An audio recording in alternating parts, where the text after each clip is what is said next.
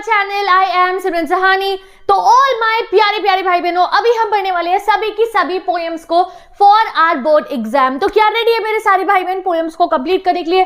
तो जल्दी से लाइव चैट के अंदर लगा दो एक फायर इमोजी और साथ ही के साथ बता दो अपना नाम। जल्दी से सभी बच्चों ने अपने नाम बता रहे हैं जिससे मुझे पता चले जो भी आपके नाम है, ऋषभ, राहुल, अभय और जो है संजना, जो भी आपके नाम है मेरे भाई बहनों, तुम सबने पोएम पढ़ ली है, मुझे देख के पता चल जाना चाहिए। पिंड कमेंट जो होते हैं मतलब जो नॉर्मल वाला कमेंट है वहां भी कर दो एंड लाइव चैट में भी विद अ फायर इमोजी जल्दी से लगा दो अपनी अटेंडेंस की पोएम हो गई है मेरे भाई बहनों के टिप्स पे।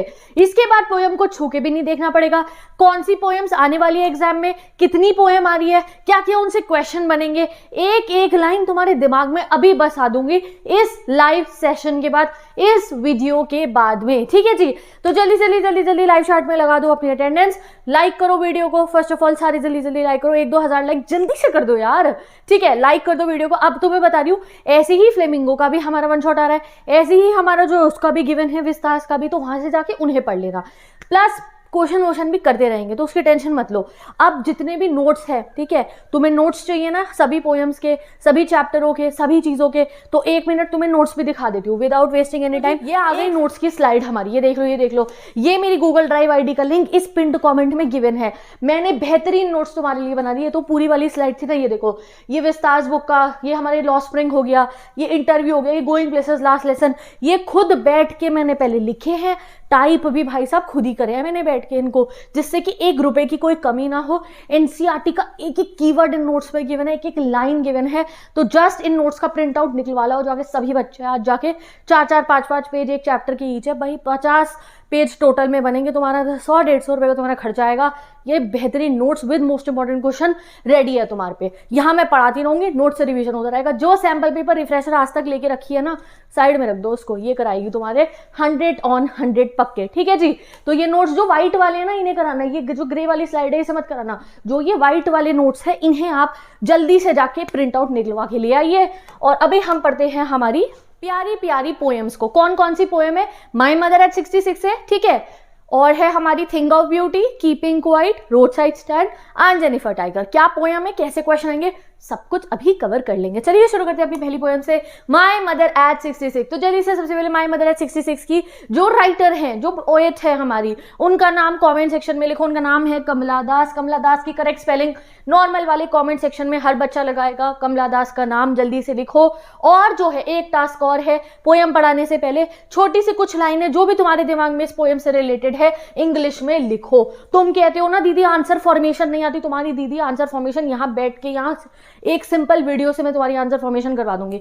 मैं पोएम पढ़ाना शुरू कर रही हूँ, पोएम पढ़ने के बाद चाहे तुम कमेंट सेक्शन स्टार्ट करो। इतनी चैटें जो करते हो ना ये लाइव में, और तुम ये नॉर्मल वाले कमेंट सेक्शन में हाल चाल पूछ रहे हो, यहाँ सारा तुमने वो सारी गर्लफ्रेंड बॉयफ्रेंड यही ढूंढने होते हैं, ये सब मत करो, कमेंट सेक्शन स्टार्ट करो, ठीक है। और उसके अंदर तुम्हें माई मदर पोएम में whatever you know that there was writer हमारी Kamala Das, she was going to airport, she saw her mother and she was looking very old. जो भी तुम्हारे दिमाग में आ रहा है सिंपल इंग्लिश में लिखो, मैं चेक करूंगी बाद में, ऐसे तुम्हारा लिखने का डर निकल जाएगा। ठीक है, अब तुम्हें पढ़ाती हूँ पोएम, ये वर्ड मीनिंग ये रहे, ये स्लाइड भी तुम्हें मिल जाएगी और इससे भी बेहतरीन स्लाइड मिलेगी। So without wasting any time like करो वीडियो को और हम शुरू करते हैं सभी पोएम्स का डिटेल एक्सप्लेनेशन।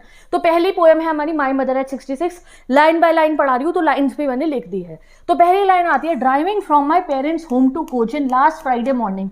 ये कौन कह रहा है? ये हमारी पोइटेस कह रही है। पोइटेस नहीं कहते, पोएट ही कहते हैं हम।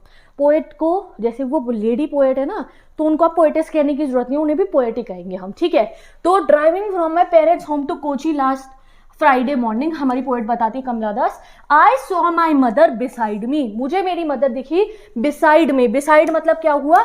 नेक्स्ट टू मी, मेरे बराबर में मुझे मेरी मम्मी दिख गई। ठीक है, डॉस, और वो जब मुझे दिखी तो वो कैसी थी? डॉस थी। डॉस मतलब क्या हुआ? लाइट स्लीप, ऐसे बैठे बैठे सो रही थी। ठीक है, ओपन माउथ हेड, उनका जो मुंह था वो खुला हुआ था। स्लीपिंग विद माउथ ओपन, इसका चुका था, बूढ़ी हो गई ना, थक गई गाड़ी में बैठे बैठे तब। Her face ashen like that of a corpse, और उस समय मेरी माँ की शक्ल जो थी, जो फेस था वो एशन हो रखा था। ऐश मतलब क्या होता है गाइस? ऐश मतलब हो गया, आप मान लो पेल, डल, लाइफलेस। ऐश होती है ना वो जो राख होती है, कैसी होती है राख, ग्रे कलर की, लाइफलेस सी। तो वैसी मेरी माँ की शक्ल लग रही थी, like that of a cops. अगर मैं कंपेयर करूँ तो उस समय जो मेरी मम्मा का शक्ल दिख रहा था, वो कहती है ऐसा लग रहा था जैसे वो कोई कॉर्प्स हो, जैसे कोई डेड बॉडी हो। ऐसा उन्होंने इन 2 लाइनों में हमें कहा, स्टार्टिंग की हमारी लाइनों के अंदर। विद वर्ड मीनिंग आपने पढ़ लिया। चलो अब उन्होंने देखा अपनी माँ को ऐसे लाइफलेस लग रही है, बहुत बूढ़ी हो गई थी इसलिए। एंड रियलाइज्ड विद पेन, और कह रही तब जब मैंने उन्हें देखा और तभी मैंने रियलाइज करा, विद पेन, मुझे दर्द हुआ और मैं समझी, she was as old as she looked, कि अब मेरी माँ उतनी बूढ़ी हो चुकी है जितनी वो मुझे दिखाई दे रही है। But soon put that thought away, but तभी मैंने उस वाली थॉट को जो मेरे दिमाग में आई अवे कर दिया, दिमाग से इस बात को निकाल दिया। जैसे तुम्हें कोई टेंशन होती है, तुम कहते हो ना नहीं नहीं नहीं हम इस बारे में नहीं सोचेंगे, एग्जैक्टली।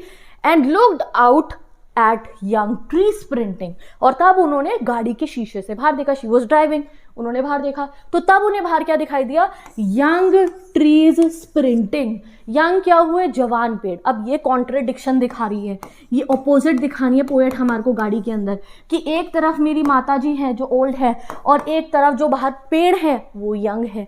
मेरी माँ कैसी है, लाइफलेस डल बैठी हुई है, सो रही है, वो पेड़ स्प्रिंट कर रहे हैं। स्प्रिंट होती है वो भागते हैं ना, उसेन बोल्ट जैसे भागते हैं स्प्रिंट, वो एकदम से बहुत जोर की, वैसे वो भागते रहे हैं। क्या पेड़ सच्ची में भागते नहीं, गाड़ी जब चलाते तो बराबर में ऐसा लगता है कि चीजें भाग रही हूँ। तो वो कॉन्ट्रडिक्शन दिखा रही है कि एक तरफ लाइफ, एक तरफ डेथ, एक तरफ स्टैमिना, एक तरफ बिल्कुल ही लो एनर्जी, ये वो दिखा रही है। The Mary children spilling out of their homes, और उन्हें क्या दिखते हैं, मैरी चिल्ड्रन, मैरी मतलब खुशी से। और हमारी पोएट खुश है इस समय नहीं, वो तो जी पेन के अंदर है, तो ये भी कॉन्ट्रास्ट उन्होंने दिखाया। और मैंने देखा कि खुशी से बच्चे उछलते कूदते अपने घर से बाहर आ रहे थे खेलने के लिए। तो spilling out of their home मतलब क्या हुआ, children rushing out in large numbers. जैसे पानी की टूटी खोलो तो पानी स्पिल होता है ना, वैसे वो बच्चे ऐसे स्पिल करते हुए आ रहे थे, ऐसे कि ऐसे भागते हुए आते वो, कि भाई हम तो जाएं जल्दी पार्क में जाके खेलें। ठीक है, चलिए अगली लाइन पे आते हैं हमारी। ठीक है, but after the airport security check, तो उन्होंने इस समय तो अपने दिमाग से वो बात निकाल दी कि मेरी माँ बहुत बूढ़ी हो गई है। बट आफ्टर द एयरपोर्ट का सिक्योरिटी चेक, जब एयरपोर्ट का सिक्योरिटी चेक कंप्लीट हो गया, standing a few yards away, जब मैं अपनी माँ से थोड़ी दूर खड़ी थी, थोड़ी यार्ड्स अवे खड़ी थी, आई लुक एट हर, मैंने उन्हें दोबारा देखा। वान लग रही थी। अब वो वान मतलब क्या हुआ, वान का वर्ड मीनिंग ये आएंगे पेपर में, ये वर्ड मीनिंग लिखो जल्दी। वान मतलब है पेल हो गया, सिकली हो गया, वीक सी लग रही थी। एज लेट विंटर्स मून, तो पेल एज लेट विंटर्स मून मतलब क्या हुआ, कह रही अब जब मैंने अपनी माँ को देखा तो वो पेल लग रही थी, ऐसी पेल लग रही थी जैसे लेट विंटर का मून हो। पेल मतलब होता है डल लगना, लाइफलेस लगना, लिखा हुआ है देखो पढ़ लो। अब विंटर का मून क्यों कहा, क्योंकि ये एक है सिमिली वाला पोएटिक डिवाइस यूज हुआ है। जब भी एज यूज हो जाए ना कंपैरिजन के लिए, कि एज पेल एज लेट विंटर का मून मेरी मम्मी लग रही थी, एज यूज हो जाए तो वो सिमिली होती है। अब लेट विंटर का मून क्यों, अभी जैसे ना अभी चल रही सर्दियों में अगर आप चांद को देखते हो तो आगे कोहरा आता है, चांद की वो चमक नहीं होती है जैसे गर्मी में होती है, बिल्कुल वो जो बिल्कुल अपनी बहुत तेज वाली रोशनी पे होता है। तो आज उनकी माँ जब वो देख रही है तो वो इतनी बूढ़ी हो गई थी कि वो जो एक चमक जो फेस पे यूथ की थी वो अब नहीं बची थी, इसलिए उन्होंने ये कंपैरिजन करा। ठीक है, तो अब उनको दोबारा से वही लगने लगा, जब बाय करने वाली थी अपनी मम्मी को, दूर खड़ी है वो वहां पे, क्या रही तो फिर बहुत बूढ़ी लग रही है मुझे बहुत ज्यादा। ठीक है, and fail that old familiar एक, और जब उन्होंने अब दोबारा देखा तो उनको वही फेमिलियर एक दोबारा हुआ। फेमिलियर मतलब क्या होता है, जाना पहचाना। ठीक है, एंड एक मतलब क्या होता है, दर्द। जैसे तुम कहते हो ना स्टमक एक, दर्द होता है तुम्हारे पेट में, सर में, वो माई चाइल्डहुड फियर, और उन्हें अपना चाइल्डहुड का फियर भी याद आ गया। चाइल्डहुड फियर क्या होता है, नहीं भैया हम तो मम्मी के साथ रहेंगे, अभी भी ऐसी है भैया, सब बच्चों को यही होता है कि नहीं भैया मम्मी के पास में ही रहना है। तो सेम उन्हें यही लग रहा होता है कि यार मुझे मेरी माँ से दूर नहीं होना है, तो मुझे वही चाइल्डहुड फियर अपना लगा।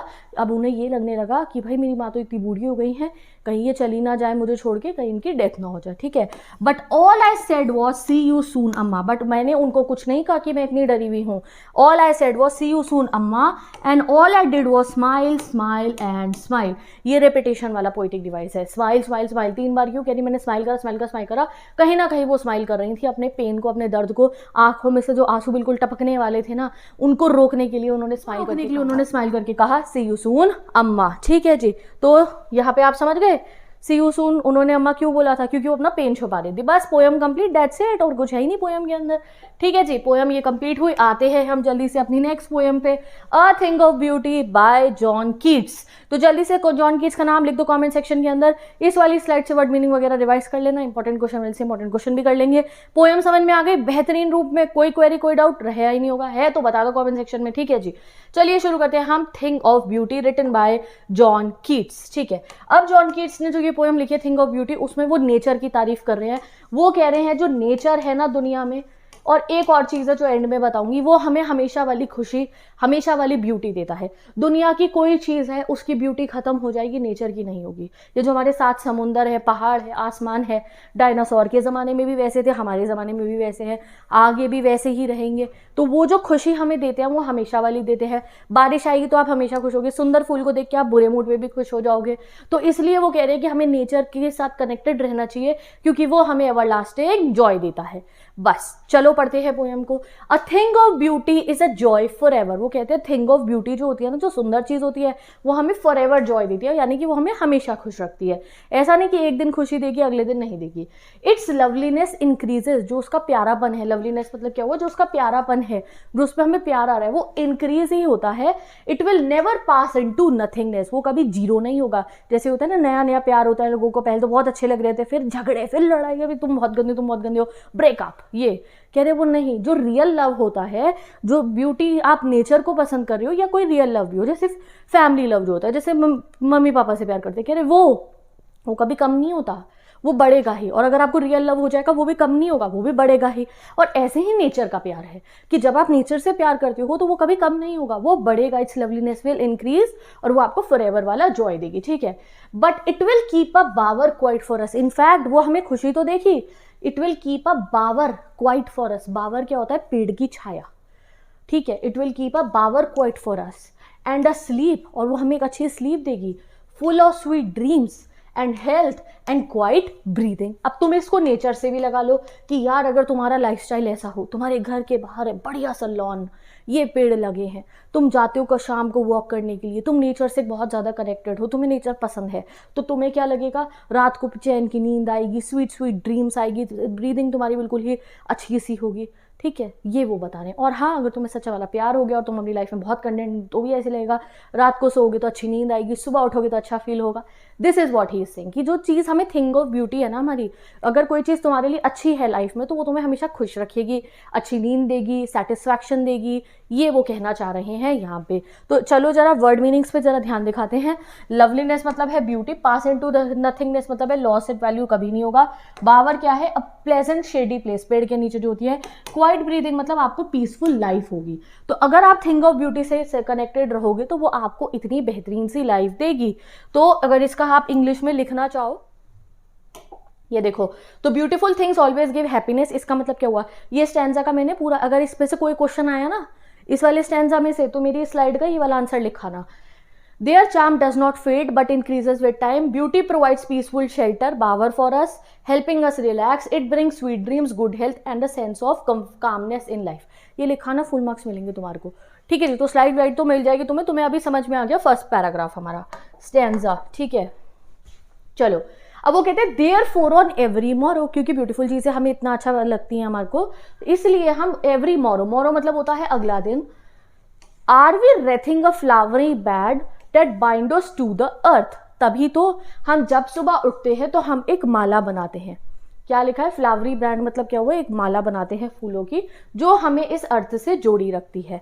तो मोरो मतलब हुआ नेक्स्ट डे, रेथिंग मतलब हुआ वीविंग और मेकिंग अ गार्लैंड, जैसे गेंदे की फूलों की माला नहीं होती या गुलाब की फूलों की माला होती है। ठीक है, और वो हम रोज सुबह उठ के बनाते हैं। और वो फ्लावरी बैंड क्या है? हमारा कनेक्शन टू द नेचर। जैसे हम सुबह उठते हैं, ये पर्दा खुला, ये धूप आई, ठीक है, आपको अच्छा फील होगा।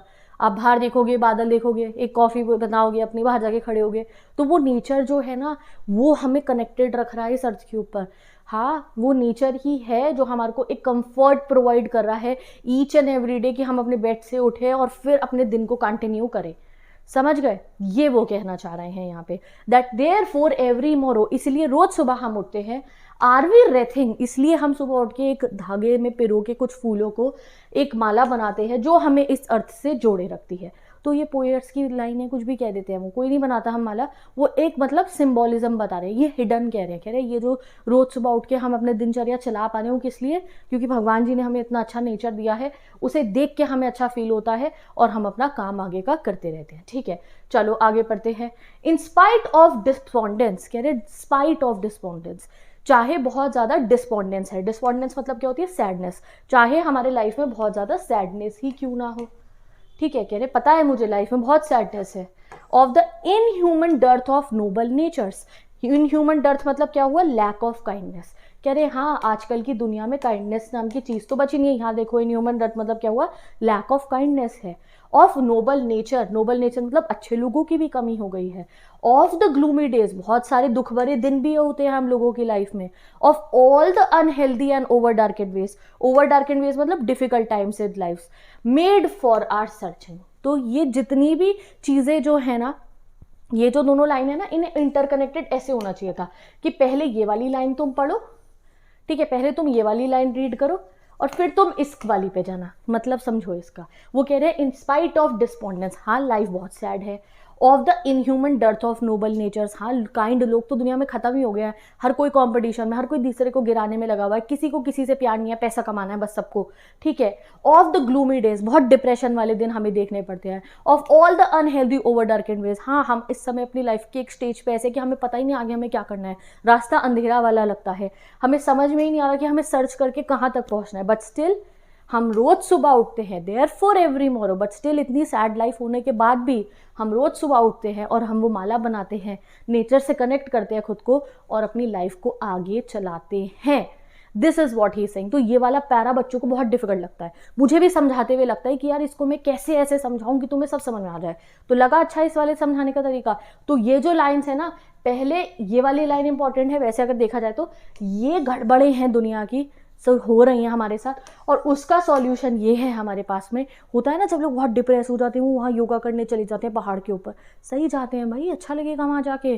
तुम बहुत परेशान होते, गर्मी की छुट्टियाँ बड़ी लंबी वाली जब होती हैं, तुम क्या कहते हो, भैया मुझे ले जाओ मसूरी, भाई मेरे को सांस नहीं आ रही यहाँ पे, सही करते हैं, कोई गलत नहीं करते हैं कि नेचर के पास जाओगे, रिफ्रेश होगे और आके भैया कम बैक, ठीक है, तो कम बैक हो जाता है ना। तो वो यही कह रहे हैं, ऑफ ऑल द आप कहो over dark and ways made for our searching, और ऊपर यहीं आ जाओ, इसलिए हम रोज सुबह उठ के वो बनाते हैं, मालों का माला बनाते हैं, वो यादों वाली अपनी, या फिर आपको अपनी नेचर से कनेक्ट करते हैं, एंड वी गो ऑन। इसको आप ये भी समझ सकते हो, अब नेचर वाला तो समझ लिया, अब आपको जैसे कि प्यार भी आप समझ सकते हो, जैसे कोई इंसान है जिससे आप बहुत प्यार करते हो, फैमिली लव हो गया, कोई चीज़ आपको बहुत पसंद है, चाहे तुम्हारा पैशन ही क्यों ना हो, तुम्हें कोई काम करना बहुत पसंद हो, तो चाहे तुम्हारी लाइफ में सब गड़बड़ हो रहा होगा, बट क्योंकि तुम उस चीज़ के लिए बहुत सीरियस हो, तो रोज सुबह उठ के तुम उस काम को जरूर करोगे, समझे, ये वो कहना चाह रहे हैं। तो इसको वैसे तो हम नेचर के लिटरल मीनिंग में ही लेते हैं, वरना इसके बहुत मीनिंग हो सकते हैं। अगर कोई चीज़ हमारे लिए अच्छी है तो वो हम बुरे समय में भी करेंगे, वो हमारे लिए हमेशा अच्छी रहेगी, ठीक है जी। चलो ये वाले वर्ड मीनिंग बहुत ध्यान से पढ़ लेना, डिस्पॉन्डेंस मतलब क्या हुआ, इनह्यूमन डर्थ क्या हुआ, ये सब, ठीक है। चलिए अगले स्टैंजा पे आते हैं अब हम। चलो, yes in spite of all some shape of beauty moves away the pall from our dark spirits। कह रहे हैं हाँ सब कुछ बहुत गलत है इस दुनिया के अंदर, डेस्पॉन्डेंस सैडनेस है, inhuman dearth of noble nature है, लोग बहुत गंदे हो गए हैं, डार्क एंड वेज है, हमें कुछ समझ में नहीं आता क्या करो क्या ना करो, डिप्रेशन में जा रहे हैं, but still in spite of all some shape of beauty, कुछ shape of beauty moves away the pall. Pall मतलब क्या होता है, सैडनेस। देखो मैंने यहाँ लिखा है पाल मतलब होता है सैडनेस, जो बहुत डिप्रेस सैडनेस की होती है ना, वो हटा देती है फ्रॉम आर डार्क स्पिरिट्स, हमारी डार्क स्पिरिट्स पर से। तो इन स्पाइट ऑफ ऑल मतलब हुआ despite all difficulty, shape of beauty किसी भी फॉर्म में हो सकती है, nature, art, good deeds, moves away the Pal removes the sadness, ठीक है। और डार्क स्पिरिट्स मतलब क्या हुआ, डिप्रेस्ड और सैड माइंड्स। तो ये जैसे मैंने आपको मसूरी का एग्जांपल दिया और कम बैक करने के लिए आप जाओ और मेडिटेशन करो, उसका एग्जांपल दिया, वो यही कह रहे हैं कि ये थिंग ऑफ ब्यूटी ही है जो हमारी इन ओवर डार्केंड स्पिरिट्स में से हमें बाहर निकाल के लेकर आ सकती है। Even though life has challenges, beauty help us forget our worries, it removes negativity from our mind and bring hope. तो अगर ये वाला स्टैंजा आया, ये ओवर डार्केंड वेज वाला, तो ये वाली लाइन लर्न कर लो। आंसर फॉर्मेशन में ये 2 लाइन आप यूज़ कर लेना, you will get full marks. ठीक है, चलो आगे पढ़ते हैं। अब वो हमें बता रहे हैं, अब वो कह रहे हैं ना ब्यूटीफुल चीज़ें तुम्हारी ज़िंदगी बचा लेंगी, ब्यूटीफुल चीज़ें तुम्हारी ज़िंदगी बचा लेंगी। तो वो ब्यूटीफुल चीज़ें है कौन सी, वो अब हमें बताते हैं। कह रहे ब्यूटीफुल चीज़ें मैं तुम्हें बताऊँ क्या है। ठीक है, मैं बताता हूँ। सच एज द सन, कह रही है जो सन है ये है ब्यूटीफुल। द मून, ये है beautiful. Trees old and young, trees जो बुढ़े भी है जो जवान भी है वो है यंग। स्प्राउटिंग ए शेडी बून, जो हमारे लिए एक शेडी बून बनाते हैं, जैसे पेड़ की छाया में अगर बैठ जाओ गर्मी के दिन में तो ऐसा लगता है ना अरे वाह मजा आ गया, उस टाइप से। फॉर सिंपल शीप, कह रहे छोटा सा शीप भी अगर घूम रहा है वो भी ब्यूटी है। And such are daffodils with green world they live in, और साथ ही के साथ में डैफोडिल भी जो अपने ग्रीन वर्ल्ड यानी कि जंगल में होते हैं। डैफोडिल एक येलो से कलर का प्यारा सा फूल होता है। तो यहाँ पे उन्होंने क्या कहा, the sun and moon provide light and beauty to the world. Trees, whether old or young, give shade and comfort. Sheep enjoy this shade, showing how nature help all creatures, daffodils and greenery add beauty and freshness to life. तो वो कह रहे हैं कि हर चीज़ को nature comfort देता है। In fact एक शीप भी जब उस पेड़ के नीचे जाती है तो वो उसको भी कंफर्ट दे रहा है। तो ये हो गई ब्यूटीफुल चीज़ है, समझ गए। डैफोडिल येलो कलर का फ्लावर होता है। चलो अब आगे और भी ब्यूटीफुल चीज़ें उन्होंने बताई है। एंड क्लियर रिल्स, और वो कहते हैं जो क्लियर रिल्स होती है, रिल्स क्या होती है, पानी की नहरें होती है ना, जो साफ पानी की रहल जा रही होती है वो। That for themselves a cooling covert make, जो बहुत ही ठंडा सा एहसास बना देती है अगेंस्ट द हॉट सीजन। जैसे जंगलों के अंदर, पहाड़ी इलाकों में, या कहीं पे भी आप हाईवे पे जाओगे कहीं पे, तो कोने में से जो हमारी नदियों की नहरें निकल रही होती है ना, तो वो गर्म माहौल को ठंडा कर देती हैं। तो small streams of water flow through nature keeping the surrounding cool, they provide relief from the heat of summer. ठीक है, तो रिल क्या है, reels, RELLS, reels, stream of water को लिखा है। कूलिंग कवर्ट मतलब क्या हुआ, कूल इफेक्ट। अब आपको लगेगा दीदी कूलिंग कवर्ट ये क्या है, भाई कल को घर में AC चल रहा और ठंडक हो रही हो ना, तो कहना मम्मी व्हाट है कूलिंग कवर्ट। मम्मी कहेगी क्या है, कहना इसका मतलब है इंग्लिश में कि बहुत अच्छा सा ठंडा सा एहसास हो रहा है। ठीक है, अगेंस्ट द हॉट सीजन। ठीक है जी, समझ गए। अगेंस्ट द हॉट सीजन मतलब प्रोटेक्शन फ्रॉम हीट मिलती है हमें उससे। चलिए आगे पढ़ते हैं। और क्या है thing of beauty, the mid forest brake. Mid forest जो जंगल का बीचम बीच का हिस्सा होता है ना, वो मिड फॉरेस्ट ब्रेक मतलब क्या हुआ, सेंटर ऑफ फॉरेस्ट। यहाँ पढ़ो, इधर मुझे मत देखो, वहाँ देखो। Rich with sprinkling of fair musk rose blossom, जहाँ पे खुशबू है, जहाँ वो बहुत ही ज़्यादा खुशबू से भरा हुआ है, किसकी, मस्क रोज की। भाई मस्क रोज के परफ्यूम ना बहुत महंगे आते हैं, वर्साचे वगैरह के, ठीक है, और भी बहुत सब ब्रांड के आते हैं, बट हाँ मस्क रोज के परफ्यूम बहुत ही अलग से होते हैं। तो वो वाली खुशबू की ये बात करें कि भाई वो भी थिंग ऑफ ब्यूटी है। ठीक है, even in the middle of dense forest beauty exist. कह रहे जंगल के बीचम बीच में भी अगर आप चले जाओगे वहाँ पे भी ब्यूटी है। वहाँ पे जो मस्क रोज है ना, वो फॉरेस्ट को बहुत अट्रैक्टिव बना देते हैं। तो मस्क रोज एक बहुत ही सुंदर सा फ्रेग्रेंट वाला प्लांट होता है। ठीक है, और स्प्रिंकलिंग क्या हुआ, स्कैटर्ड प्रेजेंस। स्प्रिंकल मतलब जो छिड़की हुई ऐसे पूरे जो है जंगल के उसमें घूमती रहती है। तो थिंग ऑफ ब्यूटी क्या क्या बताई उन्होंने, जल्दी से आप सबको कमेंट में लिखना है, हर बच्चे को लिखना है, girls and boys all of you. तो क्या क्या बताया उन्होंने, sun, moon, tree old and young, shady boon वाले, डैफोडिल्स अपने घर पे जो ग्रीन वर्ल्ड में रहते हैं, clear rills, mid forest brake के मस्क रोज, दैट्स इट, ये आप लिख दो। अब वो बताते हैं और थिंग ऑफ ब्यूटी। पहली तो नेचर हो गई ना, थिंग ऑफ ब्यूटी जो मैंने कहा था एट द एंड बताऊंगी। दूसरी थिंग ऑफ ब्यूटी क्या है, दूसरी थिंग ऑफ ब्यूटी वो बताते हैं grandeur of the dooms of the mighty dead. Mighty dead कौन हुए, हमारे शहीद, जिन्होंने, जो भी शहीद लोग हैं, जिन्होंने हमारे लिए अपनी जानें दे दी, जिन्होंने हमारे कंफर्ट के लिए, हमें एक अच्छी लाइफ देने के लिए अपनी जान दे दी। वो लोग जिन्होंने बहुत बड़े बड़े काम करे हैं इस दुनिया के अंदर, जैसे बड़े बड़े इन्वेंशंस करे, जिन्होंने टेलीफोन बनाया, इलेक्ट्रिसिटी बनाई, बल्ब बनाए, ठीक है, वो हो गए आप मान लो बड़े बड़े साइंटिस्ट, हमारे फ्रीडम फाइटर्स सारे, जिन्होंने एक हमारे लिए ऐसा देश बनाया जिसमें हम रह पा रहे हैं, लड़ाई करी आज़ादी के लिए, वो सब माइटी डेड, जिन्होंने कुछ अच्छा नोबल काम करा है इस दुनिया में, वो है दूसरी थिंग ऑफ ब्यूटी। क्योंकि वही लोग तो हैं जो हमें मतलब कि एक तरीके का कंफर्ट देते कि हाँ दुनिया में अच्छे लोग भी हैं, दुनिया में ऐसे लोग भी हैं जो हमारी परवाह करते हैं। उनकी जो स्टोरीज़ हैं, ठीक है, इफ़ यू आर वेरी जो आप कह सकते हो कि आप किसी चीज़ के फ़ैन हो, ठीक है, तो आप उससे रिलेटेड कोई बहुत बड़े उसके जो लेजेंड होंगे, शायद जो अब नहीं रहे होंगे, उनसे इंस्पिरेशन लेते होंगे ना, यार उन्होंने ऐसे करा था, मैं भी ऐसे ही करूँगा। तो उनकी जो स्टोरीज़ है ना, वो हमें हेल्प करती है कि हम अपनी लाइफ में मोटिवेटेड होकर आगे चलते रहें। तो इसलिए वो कहते हैं and such too is the grandeur of dooms. Grandeur मतलब होता है ग्रेटनेस, ग्रैंडियर मतलब क्या होता है, ग्रेटनेस। डूम मतलब क्या होता है, डेस्टिनी, फेट, ठीक है। Such too is the grandeur of dooms, ठीक है। कि दूसरी थिंग ऑफ ब्यूटी है जो हमारे बहुत ही ज़्यादा हम रिस्पेक्ट जो देते हैं ना शहीदों को, वो है हमारी दूसरी thing of beauty. We have imagine for the mighty dead. Mighty dead मतलब great persons from the history, जो अब तो मर गए हैं बट वो हिस्ट्री के बहुत ही जाने माने लोग हैं। All lovely tales that we have heard और रेड, और उनकी जितनी कहानियाँ हमने सुनी है पढ़ी हैं वो है हमारे लिए हमारी थिंग ऑफ ब्यूटी। दूसरी थिंग ऑफ ब्यूटी उन्होंने क्या कहा, जो हिस्टोरिकली जो ग्रेट पर्सन्स थे हमारे वर्ल्ड के, चाहे आप कभी भी कह सकते हो, वो है हमारी दूसरी थिंग ऑफ ब्यूटी। तो यहाँ पे इंग्लिश में अगर इसका मीनिंग देखें, the stories of great people who have passed away also inspire us, their achievement and sacrifices are also a kind of beauty, the inspiring stories we read और hear bring us joy. तो अच्छा लगता है ना कभी कोई motivating सी, अगर आप कोई बायोपिक ही देख लो ऐसे जने की जिससे अपनी लाइफ में कुछ बहुत बड़ा काम करो, शायद वो अब वो नहीं रहे होंगे, तो भी आपको देख के लगता है ना यार वाओ, रिस्पेक्ट सी आ जाती है। तो वो कह रहे वो है दूसरी थिंग ऑफ ब्यूटी। एक तो नेचर हो गई और एक ये है, ठीक है जी। चलो अब ये सब आ कहाँ से रहा है, इतनी थिंग ऑफ ब्यूटी हमारे पे भेज कौन रहा है, तो अब वो एंड में हमें बताते हैं। ये जितनी भी थिंग ऑफ ब्यूटी है, it is an endless fountain of immortal drink. ये एक एंडलेस फाउंटेन है इमॉर्टल ड्रिंक का, pouring unto us from the heavens brink। और हमारे पे ये कहाँ से आ रहा है, हेवन की ब्रिंक से। हेवन में कौन रहते हैं, हमारे भगवान जी रहते हैं, ठीक है। तो एंडलेस फाउंटेन मतलब होता है नेवर एंडिंग, हमेशा चलता रहेगा। इमॉर्टल ड्रिंक मतलब क्या हुआ, एक ऐसी चीज जो आपको एटर्नल यानी कि हमेशा वाली हैप्पीनेस दे। इमॉर्टल मतलब कौन होता है, जो कभी नहीं मरेगा, अमर जो होता है। इमॉर्टल मतलब क्या हुआ, जो अमर है। तो वो कह रहे हैं ये जो नेचर की ब्यूटी है, ये जो माइटी डेथ की कहानियां हैं, ये इमॉर्टल ड्रिंक है, ये अमर है, ये चीज़ें ये हमेशा हमारे साथ में रहेंगी। एंड ये हमारे पास कहाँ से आ रही है, they are pouring unto us from the heaven की ब्रिंक, यानी कि डिवाइन सोर्स से आ रही है। ये भगवान की कृपा है हमारे पे जो हमें ये सब चीज़ें मिल रही हैं। तो एंडलेस फाउंटेन मतलब क्या हुआ, never ending source of immortal drink, something that gives eternal happiness, and heaven's brink edge हो गया, ठीक है। इसका मैंने एक्सप्लेनेशन नहीं लिखा, वो मैं स्लाइड में ऐड कर दूंगी। तो यहाँ पे हमारी ये पोएम भी गाइस कंप्लीट होती है।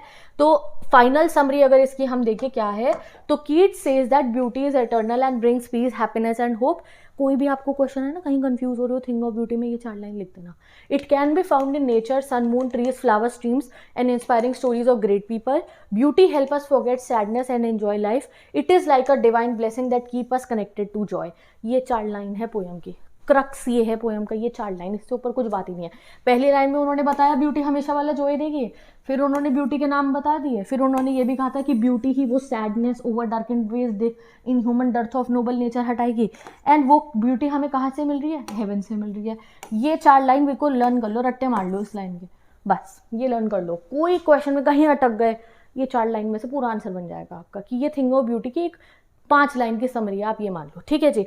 चलिए जी, हो गई भी थिंग ऑफ ब्यूटी कंप्लीट। जल्दी से कमेंट सेक्शन में लगा दो थिंग ऑफ ब्यूटी कंप्लीट की अटेंडेंस। वीडियो को लाइक कर दो, चैनल को सब्सक्राइब कर दो, अभी तक नहीं करा है तो अपने सारे 12th वाले दोस्तों के साथ शेयर कर दो।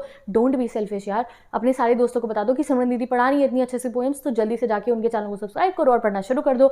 ऑल माई PCM वाले प्यारे प्यारे भाई बहनों जिनको इतना सा समय मिला इंग्लिश कंप्लीट करने के लिए, तो go ahead, share this video in all your groups and all that, जिससे कि मेरे सारे PCM वाले भाई बहन भी इंग्लिश में 100 आउट ऑफ 100 लिया है बिना किसी टेंशन के, तसल्ली से ले आए, ठीक है जी। चलिए पढ़ते हैं हम अब अपनी नेक्स्ट पोएम, जो है हमारी नेक्स्ट पोएम कौन सी आती है, ये फिर वही आ गई, रुको, अच्छा अलग स्लाइड में है, वेट। ओके जी, तो अब शुरू करते हैं अपनी पोएम नंबर 3, कीपिंग क्वाइट, जिसको लिखा है पैब्लो नेरूडा ने। तो जल्दी से इनका नाम भी कर दो कमेंट सेक्शन में कमेंट, और मैं तुम्हारे समझाती हूँ तुम्हारी फुल पोएम। इन राइम नहीं बना, छोड़ो, चलो जी। चलो क्या है पोएम, इस पोएम में हमारे को पोएट कहते हैं कि तुम 12 सेकंड तक चुप रहो, और वो हमें एक मेडिटेटिव एक्सरसाइज में लेके जा रहे हैं, जहाँ पे वो हम पूरी दुनिया को कह रहे हैं कि आप अपनी लाइफ में खुद को समझने का मौका दो, इंट्रोस्पेक्शन का मौका दो। इस वर्ड को याद रखना इस पोएम के लिए। इंट्रोस्पेक्शन मतलब होता है कि आप शांत रहो, एक कोने में बैठ जाओ और खुद को समझो, जो गलती आपने करी है, आप कभी कभी खुद को समझ ही नहीं पाते हो, खुद को टॉर्चर करते हो, वो सब चीज़ों को आप समझो, ठीक है। उससे पूरी दुनिया भी बहुत सही हो जाएगी और तुम्हारा अंतर्मन तो सही हो ही जाएगा, ये वो कह रहे हैं। So let's study the poem. Now we will count to 12, अब हम 12 सेकेंड तक गिनती करेंगे, and we all will keep still, यानी कि और हम सब स्टिल रहेंगे। स्टिल मतलब हिलेंगे नहीं, डुलेंगे नहीं, बिल्कुल स्टिल रहने वाले हैं हम। स्टे साइलेंट एंड मोशनलेस हम रहेंगे।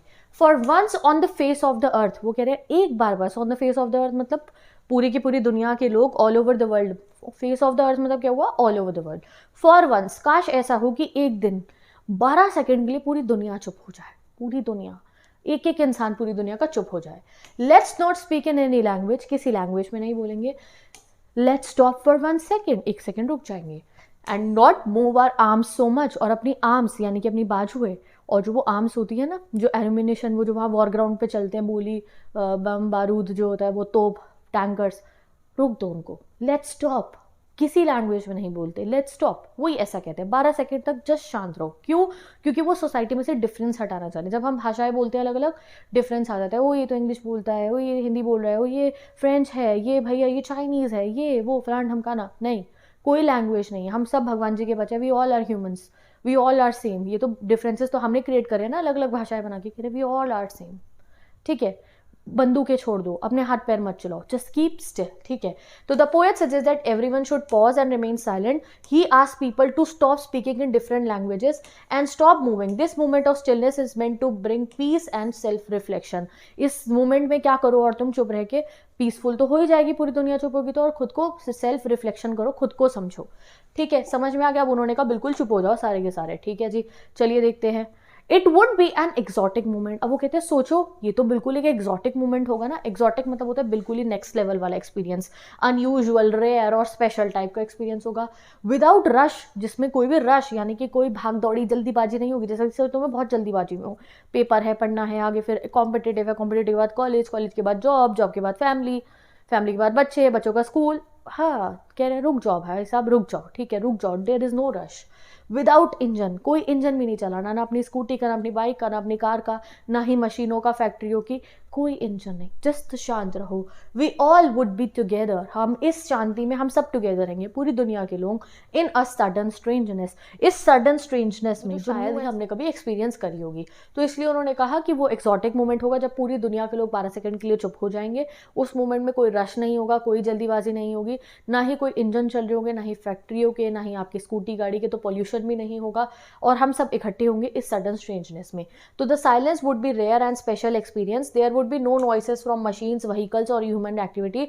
एवरीवन वुड फील यूनाइटेड, हम सबको यूनाइटेड फील होगा in a usual moment of peace. ठीक है जी, चलिए अगली लाइन्स पढ़ते हैं। अगला उन्होंने क्या कहा एक्सॉटिक मोमेंट के बाद, फिशरमैन इन द कोल्ड सी। अब इस शांत माहौल के अंदर वो कहते हैं पता है क्या क्या होगा, फिशरमैन इन द कोल्ड सी, जो फिशरमैन है कोल्ड सी में, वुड नॉट हार्म वेल्स, वो जो वेल्स को हार्म नहीं करेगा, वो मछलियां नहीं पकड़ेगा, वेल को वो नहीं पकड़ेगा।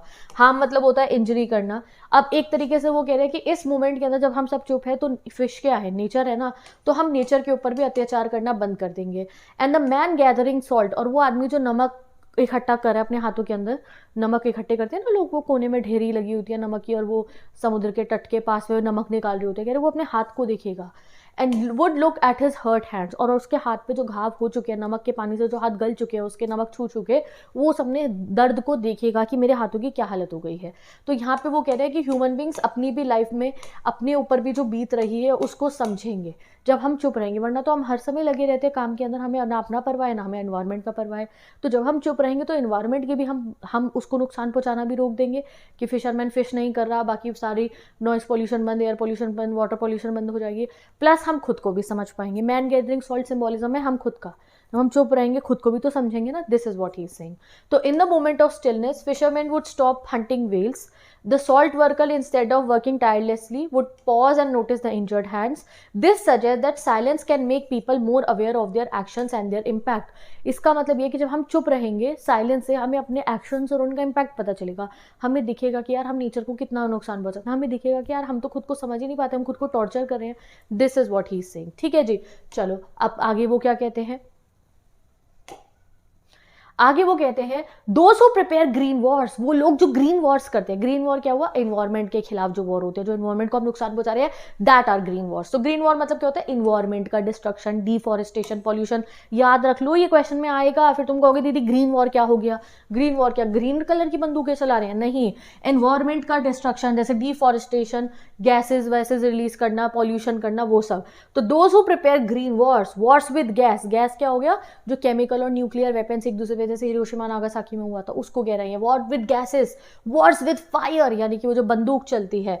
विक्ट्री विद नो सर्वाइवर्स, कह रहे वो वॉर भी रुक जाएंगे, जो वो वॉर होते हैं ना जिनकी विक्ट्री तो होती है बट कोई सर्वाइवर नहीं होता, वो वॉर्स भी इस समय के लिए रुक जाएंगे। वाई ही सेइंग वॉर का कोई victory with no survivor, world war 2 हुआ, क्या नुकसान खाली जापान और जर्मनी और इटली का ही हुआ था, अमेरिका का, यूरोप का भी तो हुआ ही था, तहस नहस हो गया था यूरोप तो वर्ल्ड वॉर 2 में। तो वो यही कह रहे हैं, दो कंट्रीज के बीच में अगर वॉर हो रहा है, अभी रशिया और यूक्रेन का हुआ, तो क्या रशिया को नुकसान नहीं हुआ यूक्रेन अगर इनको, तो सबको नुकसान होता है, वहां भी जाने जाएंगे, वहां भी जाने जाएंगे, वहां भी प्रॉपर्टी का लॉस, वहां भी प्रॉपर्टी का लॉस। तो वो कह रहे हैं ये जो तुम वॉर कर रहे हो, it has victory with no survivors, तो ये करना बंद कर दो। इवन जो हम इन्वायरमेंट को नुकसान पहुंचा रहे हैं, आज तो हमें लग रहा है हमें पैसे कमा रहे हैं इन्वायरमेंट को नुकसान पहुंचा के, कल को वही अर्थक्वेक जब आएंगे, डूम्सडे जब आएगा, हमें पता चलेगा। तो this is victory with no survivors, this is what he is saying. तो those who prepare green wars, वो भी चुप हो जाओ, वॉर विद गैस जो कर रहे हो वो भी चुप हो जाओ, वॉर विद फायर जो कर रहे हो वो भी चुप हो जाओ। विक्ट्री विद नो सर्वाइवर्स है ये जंग की कोई जीत नहीं है, इस जंग का कोई विनर नहीं है, बिकॉज एवरीवन सफर्स। पढ़ लो यहाँ पे, everyone would put on clean clothes, वो कह रहे हैं अब सब लड़ना भड़ना बंद करो और सब एक साफ कपड़े पहनो। क्लीन क्लोथ्स मतलब क्या हुआ, न्यू शुरुआत। क्लीन क्लोथ्स मतलब क्या हुआ, न्यू बिगनिंग, ठीक है।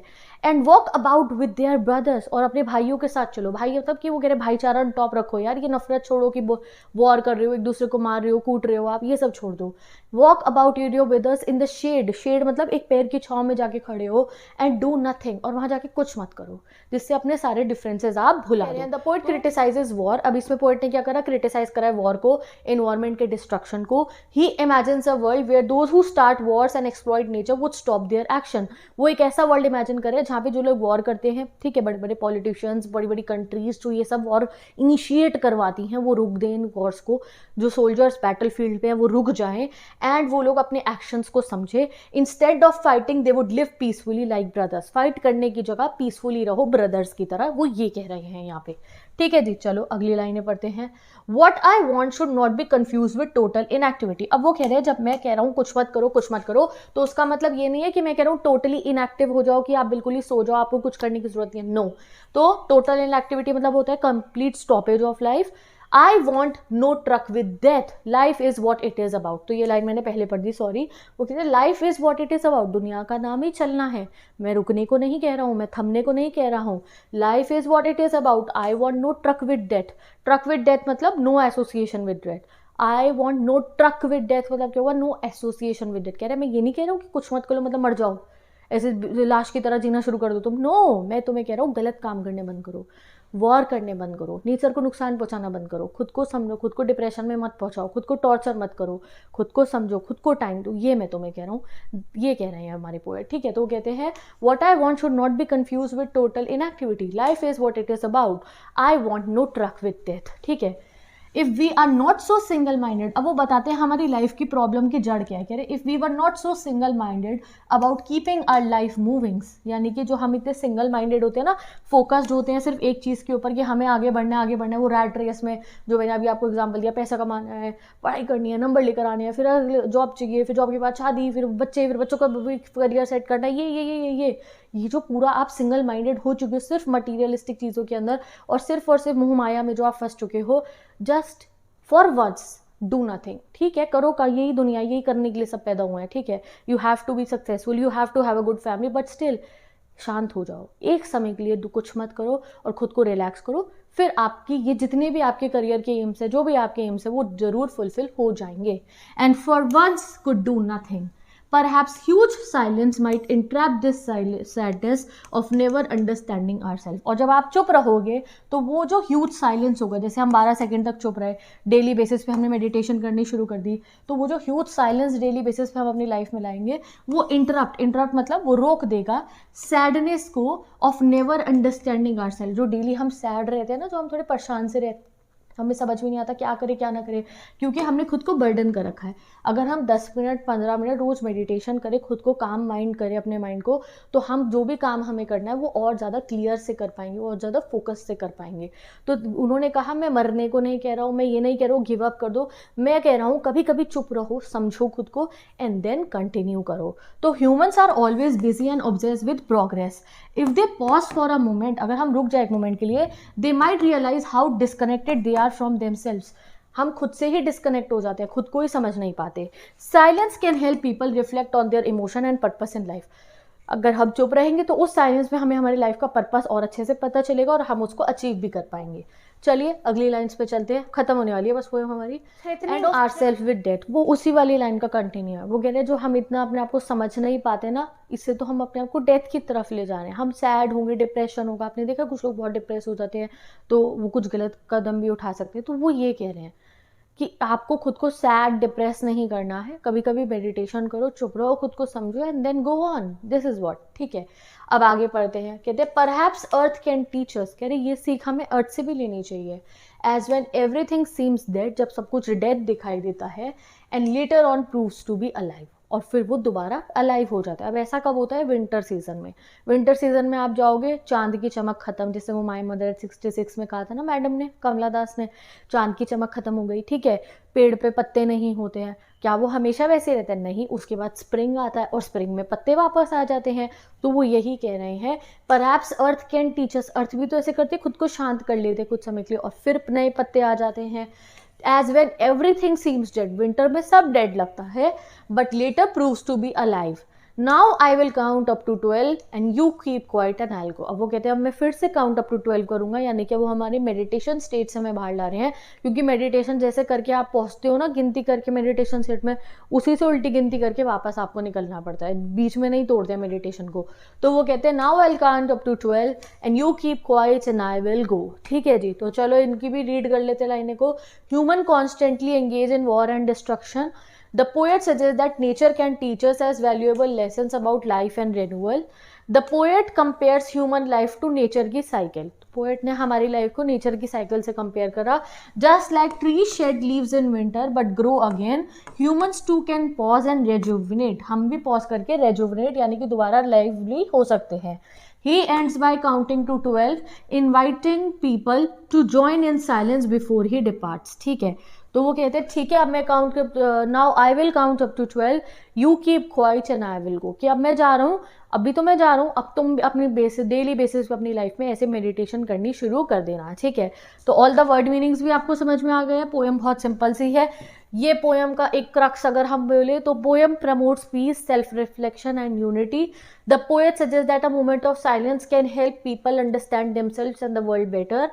ही क्रिटिसाइजेज वायलेंस, क्रिटिसाइज उन्होंने किसको करा? वायलेंस को, वॉर्स को, इन्वायरमेंट के डिस्ट्रक्शन को। Urging people to live harmoniously, harmony में रहो। Silence is not about inactivity, उन्होंने ये कहा, और death, it is about awareness and renewal. तो ये वाली लाइनों को क्रिस्टल क्लियर करके रट्टे मार लो अपने दिमाग के अंदर guys, I am telling you, क्योंकि ये वो लाइन है जो आपको हेल्प करेगी कोई भी आंसर की फॉर्मेशन। तो अब शुरू करते हैं अपनी ये हो गई फोर्थ पोएम जिसका नाम है अ रोड साइड स्टैंड। ये पोएम बहुत लंबी चौड़ी और बहुत लेंदी सी पोएम है बट बहुत इंपॉर्टेंट है एग्जाम के लिए। चलो जल्दी से इसे भी कंप्लीट कर लेते हैं। ठीक है, तो इस पोएम में से भर भर के क्वेश्चन आने वाले हैं, तो क्वेश्चन आंसर्स का भी अभी यहीं पे बता दूंगी, कोई भी क्वेश्चन आएगा आसानी से आंसर कर लोगे। तो चलो, पता है ना इस पोएम को किसने लिखा है? इस पोएम को लिखा है रॉबर्ट फ्रॉस्ट जी ने। तो चलिए शुरू करते हैं हम अपनी इस पोएम को। तो पहली 4 लाइनें हमारी इस पोएम की, पहले मैं बता दूं इस पोएम में होता क्या है। इस पोएम में ना उन्होंने हमें बताया, हमारे राइटर ने, हमारे पोएट ने सॉरी, उन लोगों के बारे में, जैसे आप हाईवे पे जाते हो तो कोने में छोटी छोटी दुकानें नहीं खुली होती जो कुछ सब्जी फल फ्रूट बेच रहे होते हैं, बट हम कभी भी रुक के उनसे कुछ खरीदते नहीं है, ऐसे ही चले जाते हैं, और रुकते भी है तो रास्ता वास्ता पूछने के लिए रुकते हैं। तो आज वो उनका पेन और उनका दर्द दिखाएंगे कि वो लोग जो छोटे मोटा सेटअप करके बैठे होते हैं कुछ पैसे कमाने के लिए, वो कितनी आस में बैठे होते हैं, वो कितनी होप में बैठे होते हैं कि यार ये लोग इतना जो मौज मस्ती करते हुए अपनी गाड़ियों में जा रहे हैं, कुछ 10-20 रुपए का सामान हमारे से ही खरीद ले जिससे हम भी अपना घर चला ले। तो ये मेन इसकी समरी है पोएम की, सिंपल, इससे ऊपर का कुछ नहीं है इस पोएम में। एग्जाम में कोई क्वेश्चन आया तो तुम खुद भी बना के लिख दोगे यार वो लोग कितना बुरा फील करते होंगे और हम लोग कैसा रिएक्ट करते हैं। That's it. चलिए शुरू करते हैं अपनी इस प्यारी पोएम को। तो वो कहते हैं द लिटिल ओल्ड हाउस, अब गौर फरमाना हमारी पोएम की लाइंस पे। द लिटिल ओल्ड हाउस कह रहे छोटा सा पुराना सा घर है, was out with little new shed, वो उसने लगाया अपने घर के बाहर लिटिल न्यू शेड, एक हल्का सा ऐसा टीन का शेड लगा दिया, नीचे ये डंडे लगा के यहाँ पे रख दिया सब्जी बेचने के लिए, और यहाँ अंकल जी खड़े हैं गुजारिश करते हुए सभी से कि यार रुको और कुछ खरीद लो। ठीक है, in front at the edge of the road where the traffic sped, कहाँ पे लगा है ये शेड? बिल्कुल ही रोड की एज पे, ये आ रही है हाईवे, हाईवे के किनारे पे लगा हुआ है। In front at the edge of the road where the traffic sped, जहां से स्पीडी कार्स जाती है ना, गाड़ियां जाती रहती है वहां पे। A road side stand that too pathetically pled, क्या लगा है? एक रोड साइड स्टैंड लगा है, और वो रोड साइड स्टैंड भी पैथेटिकली प्लेड कर रहा है। पैथेटिकली प्लेड मतलब क्या हुआ? बेग्ड इन सॉरोफुल वे, यानी कि वो भीख से मांग रहा है। अगर उसे देखोगे तो लगेगा कि यार कोई उससे आके कुछ खरीद ले। It would not be fair to say for a dole of bread, but वो भीख डोल ऑफ ब्रेड यानी कि फ्री फ्रूट या चैरिटी के लिए नहीं मांग रहा है, वो भीख मांग रहा है कस्टमर्स के लिए कि वो आए और मेरे से कुछ खरीद ले। क्लियर? सिंपल। चलो एक बार इसको पढ़ लेते हैं, इस लाइन की एक्सप्लेनेशन को। A small old house with a newly built shed is located by the road. The shed is a road side stand where villagers try to sell goods. It seems like they are begging for money, though not as charity but as honest earnings. ठीक है, तो ये line से आप कोई भी answer बना के लिख सकते हो। ऐसा लगता है उन्हें देखिए कि वो भीख मांग रहे हैं, बट वो भीख कोई पैसे या चैरिटी नहीं मांग रहे, वो अर्निंग करने की कोशिश करे कि यार हमने भी बिजनेस करने की कोशिश करी है, आप आके हमारे से कुछ शेयर करो, कुछ अपने पैसे शेयर करो, खरीदो। But for some of the money the cash whose flow supports the flower of cities from sinking and withering faint। अब वो भीख तो मांग रहे हैं, बट वो किस चीज की मांग रहे हैं? सम ऑफ द मनी, उस मनी की, उस कैश की, whose flow, जिसका फ्लो जो है सपोर्ट करता है फ्लावर ऑफ सिटीज को। फ्लावर ऑफ सिटीज मतलब क्या? Rich and luxury lifestyle in cities. आपने देखा ना, गांव और शहर में फर्क होता है डेवलपमेंट का। गांव में पैसा नहीं होता है इतना ज्यादा। हाँ, वेल्दी फार्मर्स की बात मैं नहीं करूँगा, इस मैं ग्राउंड रियलिटी की बात कर रही हूँ। हर फार्मर कितनी मेहनत करता है, बट उतना पैसा कमा पाता है जो शहरी लोग कमाते हैं, क्योंकि शहर में डेवलपमेंट अलग अलग टाइप के काम है इसकी, जहाँ पे ज्यादा पैसा मिल जाता है। तो वो कह रहे हैं हम भी चाहते हैं कि वो पैसा जिसने शहरों को तरक्की पे पहुंचाया है, कुछ पैसा वो हम भी अपने हाथों में फील कर पाए। हमारा भी आप बिजनेस को सपोर्ट करो, कुछ फल सब्जी हमारे से भी खरीदो। ठीक है, तो but they are begging, they are asking for some money, the cash whose flow supports the flower of cities from sinking and withering faint। withering faint मतलब क्या? वो wither मतलब खराब हो जाना, faint मतलब बिल्कुल बेहोश नष्ट टाइप का हो जाना, becoming weak। cities क्यों चलती रहती है? हब है, बाजार है, सिनेमा हॉल है, ये है, वो है, चल रहा है, इनकम इनकम इनकम जनरेट होती रहती है। गांव के अंदर उतना नहीं हो पाता। अब बदल रहा है समय, बट ग्राउंड रियलिटी की बात हो रही है यहाँ पे। ठीक है, तो विलेजर्स डोंट वांट चैरिटी। भाई वो भीख मांगने, चैरिटी मांगने, डोनेशन नहीं मांग रहे हैं वो। They just want a share of wealth that keeps cities prosperous. वो कह रहे हैं जैसे तुम बिजनेस करते हो, हमारे बिजनेस को सपोर्ट करो। They hope that some of the city money will reach them too. उन्हें लग रहा है कि जो शहरी लोगों के पास पैसा है वो हमारे पास भी पहुंच जाएगा, हमारा चीज अगर वो खरीद लेंगे तो। ठीक है जी, चलिए ये स्लाइड की टेंशन मत लो, फ्री ऑफ कॉस्ट सारी स्लाइड आपको मिल रही है, कोई रिफ्रेशर, कोई गाइड, कुछ खरीदने की जरूरत ही नहीं है। सिमरन दीदी के नोट्स है ना? ठीक है जी, और है भी तो उन्हें साइड में रख दो आप, क्योंकि अब आप इनसे पढ़ने वाले हो। The polish traffic passed with a mind ahead. But क्या कोई रुकता है? वो कह रहे हैं नहीं। पॉलिश ट्रैफिक मतलब क्या हुआ? Fancy cars from cities. ये जो तुम अपनी बढ़िया बढ़िया गाड़ियां लेके जाते हो, वो कोई भी नहीं रुकती है, वो सब पास करती हुई चली जाती है। और if ever aside a moment, but अगर बाई चांस कोई गाड़ी रुक जाए, if ever aside a moment मतलब क्या होता है? अगर बाई चांस कोई गाड़ी रुक जाए, then out of sorts. Out of sorts मतलब क्या होता है? मतलब होता है इरिटेट होना। अगर वो रुक भी जाए तो वो इरिटेट हो जाते हैं। इरिटेट क्यों होते हैं? एट हैविंग लैंडस्केप, जो इरिटेट होते हैं देखकर कि जो लैंडस्केप है वो मार्ड मतलब होता है रुइंड और स्पॉइल, खराब हो गया है विद द आर्टलेस पेंट। यानी कि कोई गाड़ी जा रही है और इस अगर रोड साइड स्टैंड को देखे भी तो कहते हैं अरे यार सारा सीनरी मजा खराब कर दिया, घटिया सा पेंट करा हुआ स्टैंड लगा दिया, यहाँ पे पहाड़ नहीं दिख रहा पीछे का अच्छे से। ऐसे इतनी गंदे लोग होते हैं, ऐसे करते हैं। और of signs that N turn wrong and S turn wrong. और कभी कभी तो गुस्सा होते देखिए कि यार ये क्या जाहिल लोग हैं, नॉर्थ साउथ का डायरेक्शन का साइन इन्होंने गलत लगा रखा है। ठीक है, तो the rich city people drive past in their polished cars not paying attention to the roadside stand. If they do notice it, they feel annoyed thinking it ruins the beauty of the landscape। तो अगर exam में इस वाले para में से कोई भी question आया स्टैंजा में से, तो तुम ये 3 लाइनें लिख देना ना, बिल्कुल full number. The stand as poorly written signs with letter N and written S in the wrong way. तो वो सब देख के वो परेशान हो जाते हैं।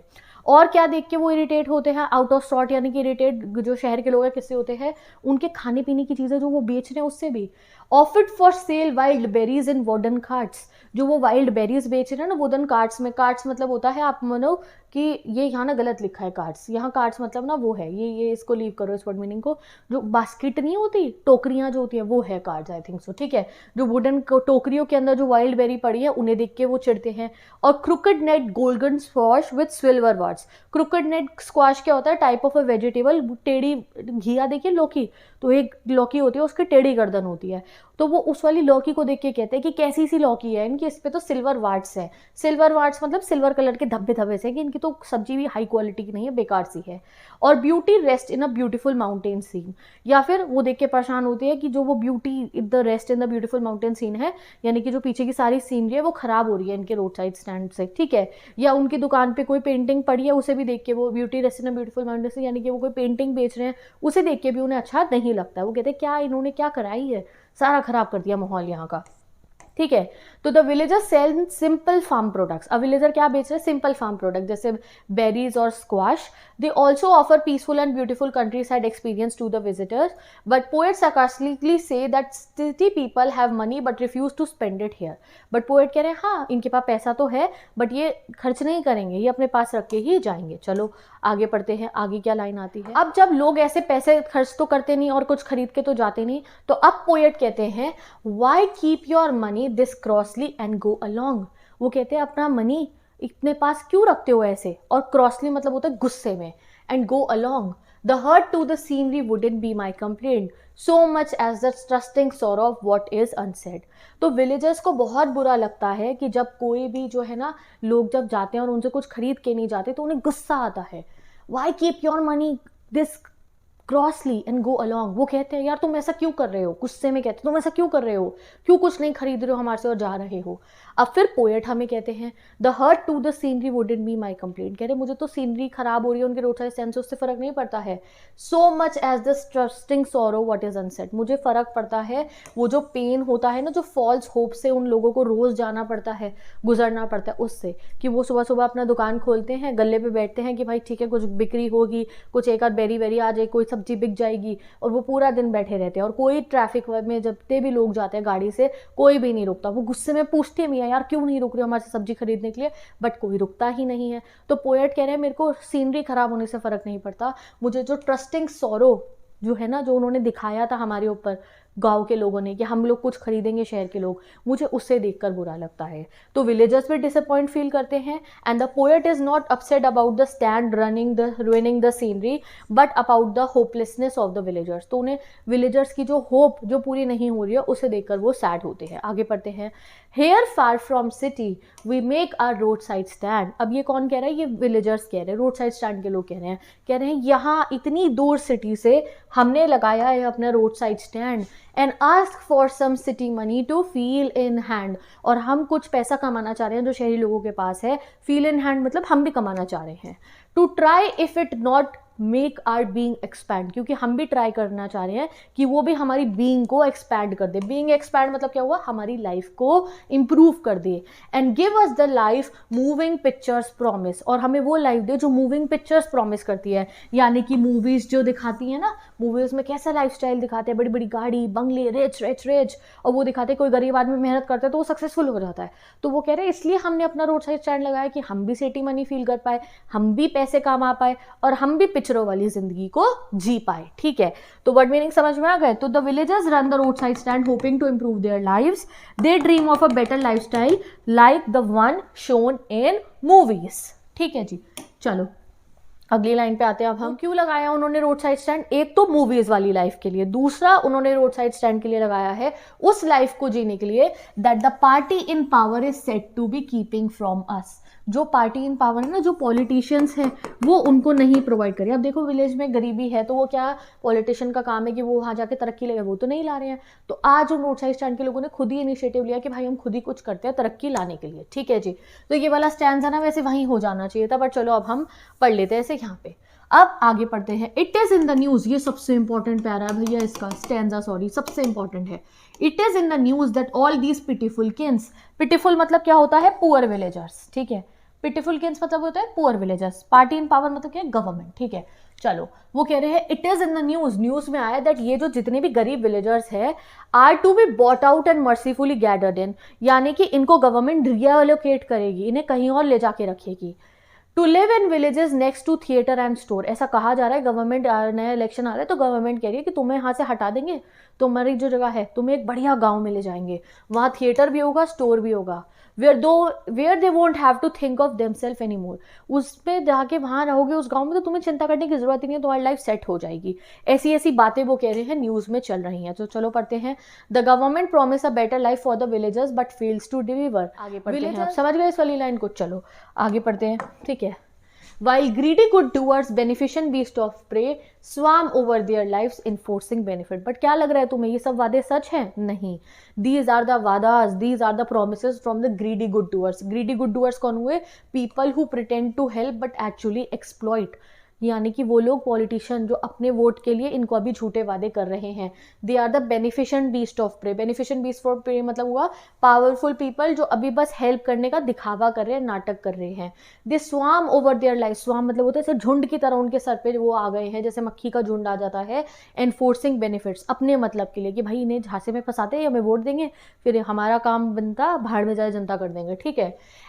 That are calculated to soothe them out of their wits. तो वो जाके विलेजर्स को ऐसी ऐसी बातें कह रहे हैं कि तुम्हें एक अच्छे घर लेंगे, जहाँ पे थिएटर होगा, जहाँ पे बढ़िया बढ़िया मॉल्स होंगे, स्टोर्स होंगे, तुम्हें कोई काम करने की जरूरत नहीं, तुम्हारी लाइफ सेट है।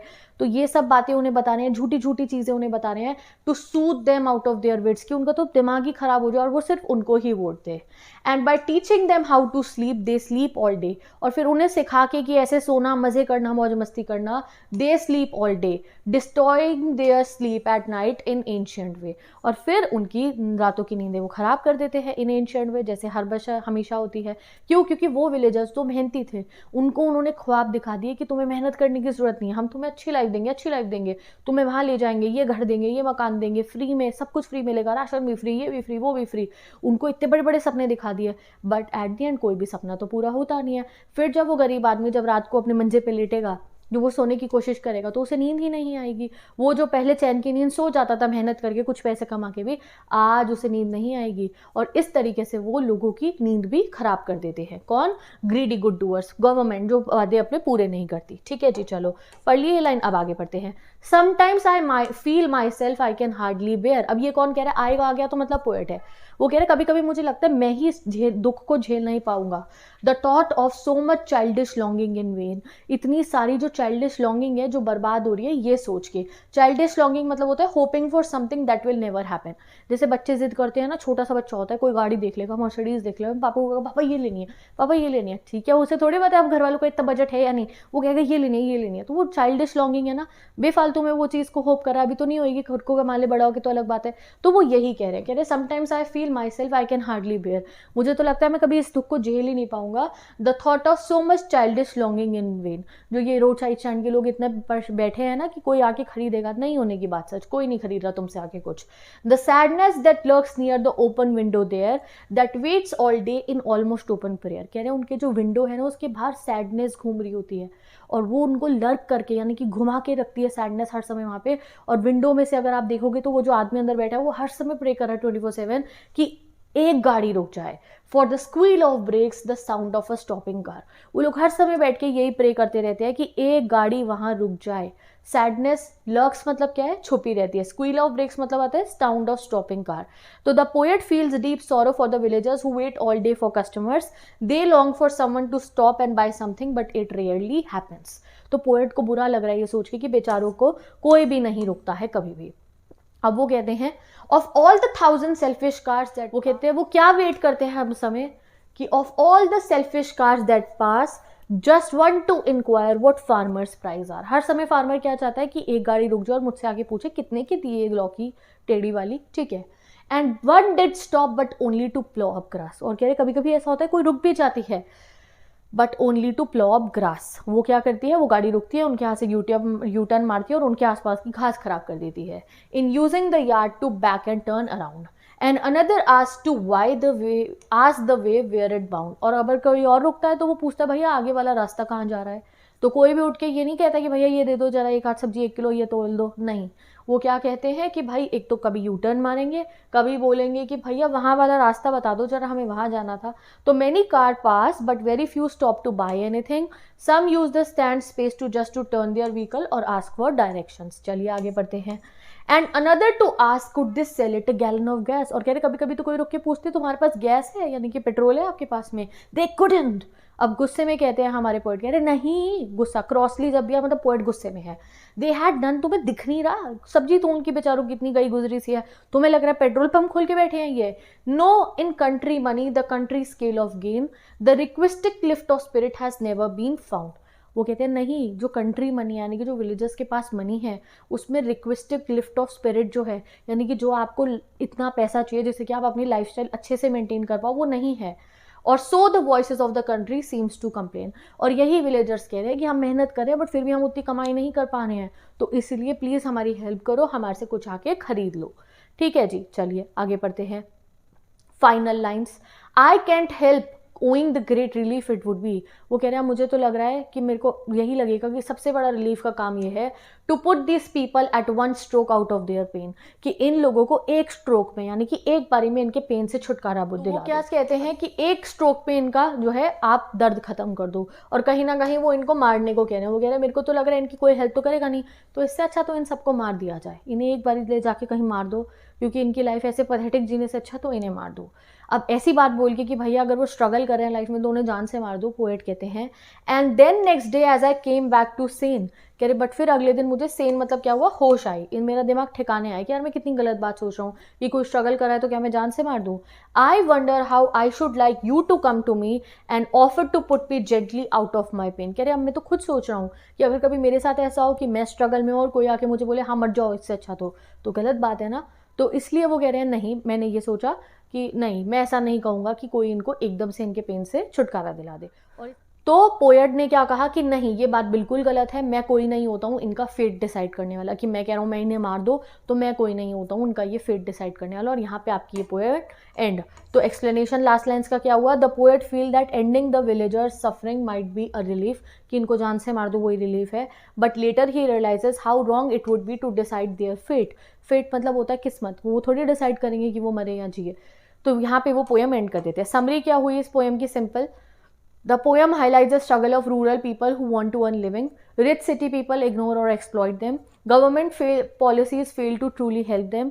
The poet feels deep sorrow for their helpless condition. Simple यही बात है इस पोएम में। अब आते हैं गाइस फाइनली अपनी लास्ट पोएम के ऊपर, आंट जेनिफर्स टाइगर। ये वाली मैं पूरा पीडीएफ लगा दूंगी, इससे रोड साइड स्टैंड को आप रिवाइज कर लेना, और इसके जो क्वेश्चन आते हैं वो भी करा दूंगी। तो शुरू करते हैं अपनी आखिरी पोएम। तो जल्दी से लाइव चैट में लगा दो aunt Jennifer tiger, aunt Jennifer tiger, एक टाइगर इमोजी लगा दो, जिससे हमारा मोटिवेशन डाउन नहीं होना चाहिए, और पूरे एंथुसियाज्म के साथ में हम इस लेक्चर को अटेंड करके एंड करें, जिससे सारी पोएम्स हमारे दिमाग में फुल ऑन बस जाए। और फिर बस इंपॉर्टेंट क्वेश्चन करने के बाद इंग्लिश की पोएम वाला सेक्शन का तो हमारा टेंशन बिल्कुल एंड हो ही जाए, और फ्लेमिंग और विस्तास का तो चल ही रहा है सीन।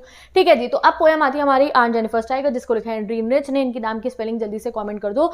चलिए जी, हम देखते हैं अपनी लाइन बाय लाइन एक्सप्लेनेशन। तो पहली लाइन आती है, aunt Jennifer tiger prance across a screen, bright topaz denizens of a world of green। तो एक आंटी है जिनका नाम है जेनिफर, जिनको अपनी लाइफ में ना बहुत ही ज़्यादा स्ट्रगल करें, क्योंकि जो उनके हस्बैंड है वो बहुत डोमिनेटिंग है, और वो बहुत ही ज़्यादा दुखी में रहती हैं, टेंशनों में रहती हैं, उनके हाथ भी कांपते हैं, बट स्टिल उन्होंने गिव अप नहीं करा है। जब भी उनको फ्री टाइम मिलता है तो वो एक एम्ब्रॉयडरी वाला जो पैनल होता है वो उठाती हैं और सुई धागा लेके उस पर कढ़ाई करती हैं। अब कढ़ाई करते हुए उस पर टाइगर्स बना रही है, और टाइगर्स इसलिए बना रही है क्योंकि वो अपने मन की जो इच्छा है वो टाइगर के थ्रू प्रेजेंट करी है। वो भी चाहती हैं कि वो टाइगर्स की तरह बिल्कुल लाइवली फियरलेस रहे, बट अंकल जी उन्हें ऐसी लाइफ जीने नहीं दे रहे हैं। तो आज जेनिफर के tiger prance across a screen, prawns मतलब होता है वो मूव कर रहे हैं, लाइवली ऐसे दिख रहा है कि वो चल रहे हैं, अक्रॉस अ स्क्रीन, स्क्रीन मतलब है यहाँ पे piece of cloth. Bright topaz denizens, अब उनका कलर कैसा है, ब्राइट चमकता हुआ है। टोपैज होता है येलो कलर का जेमस्टोन, जैसे हीरे मोती होते हैं ना, वो एमरल्ड होता है पन्ना, येलो कलर वाले को कहते हैं टोपैज इंग्लिश के अंदर। ठीक है, बहुत ही चमकता हुआ हीरे जैसा सा होता है वो। ठीक है, कहाँ पे घूम रहे हैं वो, बिल्कुल ही उनकी वो जो है उनका कपड़ा है ना उसके ऊपर घूम रहे हैं। तो aunt Jennifer tiger prance across a screen, bright topaz denizens of a world of green. वो कौन है, वो ब्राइट टोपैज है, ब्राइट टोपैज जैसे चमकते हुए पीले पीले हैं, और वो कहाँ के रहने वाले हैं, डेनिजन मतलब होता है रहने वाले, रेजिडेंस वर्ल्ड ऑफ ग्रीन के यानी कि जंगल के। तो वो जो टाइगर जो जंगल में चमकते चमकते रहते हैं ना, वो हमारी आंटी अपने कपड़े पे कढ़ाई करके बना रही हैं। ठीक है, तो एक्सप्लेनेशन पढ़ते हैं अब इस पोएम का। तो aunt Jennifer has embroidered tigers on a screen piece of cloth. The tigers are bright yellow like topaz and live in a lush green jungle.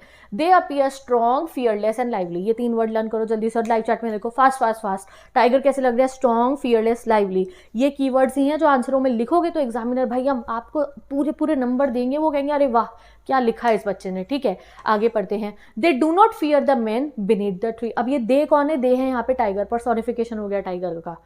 ये पोएटिक डिवाइस अलग वीडियो में कराऊंगी। ठीक है, they do not fear the man beneath the tree, they pace in sleek chivalric certainty.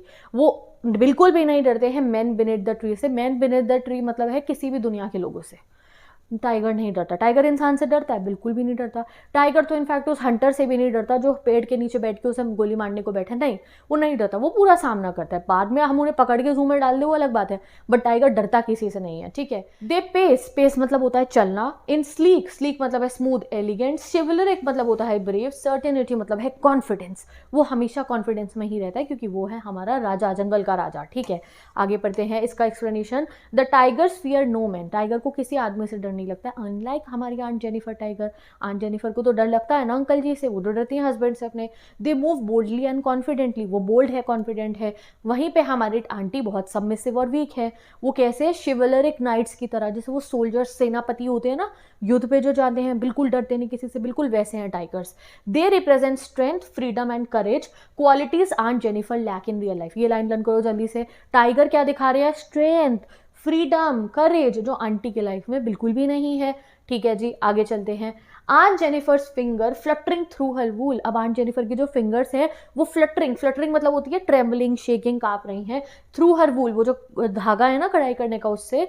Finding even ivory needle hard to pull, उनसे जो Ivory की needle है ना, आइवरी नीडल मतलब है सुइंग नीडल, वो ना जो सुई होती है ना वो एक ऐसे मटेरियल से बनी होती है जिसे हम आइवरी कहते हैं, स्पेशल सुई होती है जिससे कढ़ाई कर पाए। वो कहते हैं उनसे वो भी नहीं उठ रही है, हल्की सी, इतनी सी सुई भी नहीं उठ रही है, उनके हाथ ऐसे कांप रहे हैं। तो वो कांप इसलिए रहे, ये नहीं कि वो बहुत वीक है और वो सुई नहीं उठा सकती है, धागा नहीं उठा सकती है, नहीं, वो इतनी वीक है, टेंशनों में है कि उनके हाथ कांप रहे हैं। तो aunt Jennifer's hand tremble while she sews, showing her weakness and nervousness, कि वो इतनी वीक और नर्वस है। Even a simple task like pulling a needle is difficult for her, वो भी उनके लिए डिफिकल्ट हो रहा है। ये उनका फियर, ओल्ड एज और ऑपरेशन इन मैरिज दिखा रहा है। ये उनका फियर, ओल्ड एज और ऑपरेशन इन मैरिज तीनों दिखा रहे हैं। बुढ़ापे में भी हाथ कांपते हैं, उनके डर में भी आपके हाथ कांप रहे हैं, और जो अत्याचार शादी में सह रही है इसलिए भी उनके हाथ कांप रहे हैं। The massive weight of uncle's wedding band, uncle के वेडिंग बैंड का जो मैसिव वेट है, वेडिंग बैंड मतलब शादी की अंगूठी, सगाई की अंगूठी का, सिट हेविली अपॉन आंटी का hand, sit heavily upon aunt Jennifer's hand. क्या कोई बहुत बड़ा हीरा पहना दिया था जो संभल नहीं रहा था आंटी से? नहीं, ये है जो शादी के बाद, जो ये अंगूठी पहनने के बाद जो उनके ऊपर अत्याचार हो रहे हैं, जो ड्यूटीज आ रही हैं, वो नहीं झेल पा रही हैं। तो मैसिव वेट मतलब होता है बहुत ज़्यादा बर्डन, वेडिंग बैंड मतलब है वेडिंग रिंग। तो the wedding ring symbolise the burden of marriage on aunt Jennifer, burden दिखा रहा है वो। It is physically and emotionally heavy, representing her submissive and unhappy life under her husband's control. तो ये situation कि aunt Jennifer के हाथ बहुत भारी लग रहे हैं, वो दिखा रहा है कि आंटी बिल्कुल अपनी मैरिड लाइफ में खुश नहीं है। अब आगे आते हैं, ये सबसे कंफ्यूजिंग लाइन है पोएम की। व्हेन आंट इज डेड, जब आंटी मर गई, her terrified hand will lie, उनके डरे हुए हाथ अब भी आपको दिखाई देंगे। Still ring with ordeals she was mastered by, और अभी भी उनके ऊपर जो है आप देखोगे दे विल बी रिंग्ड, वो घिरे हुए होंगे उन ऑर्डील्स से जो उन्हें मास्टर करता है। तो ऑर्डील मतलब होता है गाइस बैड एक्सपीरियंसेस। ऑर्डील का यहाँ मैंने मतलब नहीं रखता है, ऑर्डील मतलब होता है बुरी बुरी चीज़ें जो आपने लाइफ में सही हो। वो कह रही है मरने के बाद भी वो उनका पीछा नहीं छोड़ेंगी। क्यों? मरने के बाद भी वो अंगूठी तो होगी उनके हाथ में, अंकल की बीवी कहलाई जाएंगी, मर जाएंगी तो वो जो कब्र में रखा जाएगा वहाँ पे भी लिखा जाएगा so and so wife and all that. और जब वो मर भी जाएंगे लाइफ में तो कोई उन्होंने एक अच्छा दिन नहीं जिया ना, वो सबमिसिव और ऑप्रेस्ड ही रही हैं, तो वो ना उनकी डेड बॉडी में भी उनके हाथों पे वो दिखेगा कि ये इंसान अपनी लाइफ में खुश नहीं था। ये इतना गहरा मीनिंग है इस लाइन का। तो टेरिफाइड हैंड्स मतलब वो हैंड जिन्होंने सफर करा है ऑपरेशन, ठीक है जी। रिंग्ड विद ऑर्डियल्स मतलब है surrounded by struggle and hardship. Mastered bye मतलब होता है कंट्रोल विद समवन। तो इवन आफ्टर आंटी की death her hands will still show the suffering she faced. The phrase mastered bye suggest that she was dominated by her husband. Her struggles will not and even in death, a reflection of life long operation. यानी कि death के बाद भी दिखाई देगा आपको देख के कि that she was not a happy person. चलो आगे पढ़ते हैं। The tigers in the panel that she made, but अब ये आखिरी लाइन है हमारी, बट फिर भी जो टाइगर्स उन्होंने अपनी कढ़ाई वाले पैनल पे बनाए हैं, will go on prancing proud and unafraid. Prancing मतलब होता है फ्रीली मूव करना, प्राउड एंड अफ्रेड मतलब बिना डरे चलना। तो आंटी तो चाहे मर जाए, even though aunt will die, the tiger she created will remain forever strong and fearless. तो ये लाइन लर्न कर लो गाइज, ये जो एक्सप्लेनेशन वाली जो लाइन है ना, इन्हीं से आप कोई भी क्वेश्चन सॉल्व कर लोगे, क्वेश्चन आंसर अलग से पढ़ने की जरूरत ही नहीं पड़ेगी तुम्हारे को इन लाइनों से, ठीक है। The tiger symbolise the freedom she wishes for but never had. Tiger वो टाइगर हैं जो फ्रीडम वो विश करती थी बट उन्हें कभी मिला नहीं। Her art lives on even though she was oppressed in real life. तो इवन दो आंटी तो मर गई हैं बट उनका जो आर्ट है, आर्ट फॉर्म जो उन्होंने क्रिएट करा है वो हमेशा जिंदा रहेगा। समझ में आ गया? चलो एक फाइनल समरी 4 लाइन की पढ़ते हैं हम अपनी आंट जेनिफर टाइगर की, फिर हमारा ये वन शॉट बिल्कुल ही कंप्लीट हो जाएगा। Aunt Jennifer is a symbol of oppressed women. अगर आपको कुछ समझ में ना आ रहा हो आंट जेनिफर में क्या लिखना है, ये लाइनें लिख देना, किसी भी क्वेश्चन में पूरे नंबर मिलेंगे। Her tiger represent freedom, strength and confidence which she lacks. Her trembling hand show her suffering in a patriarchal society. उनके जो सफरिंग हैंड है वो दिखा रहे पेट्रियार्कल सोसाइटी यानी कि मेल डोमिनेटेड सोसाइटी में वो दब चुकी हैं। इवन आफ्टर हर डेथ हर टाइगर रिमेन फियरलेस। डेथ के बाद तो टाइगर भी फियरलेस रहेंगे तभी। Showing that art and dreams can outlive operation. और ये चीज़ दिखा रहा है कि आर्ट, आपकी ड्रीम और आपका आर्ट वही एक चीज़ें हैं जो आपको इन लाइफ की हार्श रियलिटीज से बचा सकती हैं and they are everlasting. ठीक है जी, तो विद दिस गाइज हमने कंप्लीट कर लिया अपनी सारी पोएम्स का वन शॉट लेक्चर्स भी। ऐसे ही फ्लेमिंग को पढ़ना है तो वो भी पढ़ा चुकी हूँ और विस्तार भी पढ़ा चुकी हूँ, डिस्क्रिप्शन बॉक्स में लिंक लगा दिए हैं, गूगल ड्राइव पर सारे नोट्स भी दिखा चुकी हूँ। तो अब तुम्हें क्या करना है, जल्दी जाओ चैनल को सब्सक्राइब करो, वीडियो को लाइक करो, शेयर कर दो अपने सारे दोस्तों के साथ में और पीसीएम स्टूडेंट सभी के साथ शेयर कर दो क्योंकि एग्जाम में 2 ही दिन है तो कोई बात नहीं, मैं 2 दिन में भी 100 में से 100 पक्के करा दूंगी। एंड यस, इंस्टाग्राम आईडी पे जाके फॉलो कर लो क्योंकि वहां भी मैंने कुछ अलग से नोट्स अपलोड करे हैं बिल्कुल शॉर्ट वाले, तो वो भी देख सकते हो आप। ठीक है, bye bye, take care, best of luck, I will meet you in the next one shot lecture. तो चैनल को आके चेक करते रहना क्योंकि वन शॉट्स आते रहेंगे जिससे कि आपके 100 ऑन 100 पक्के हो जाए।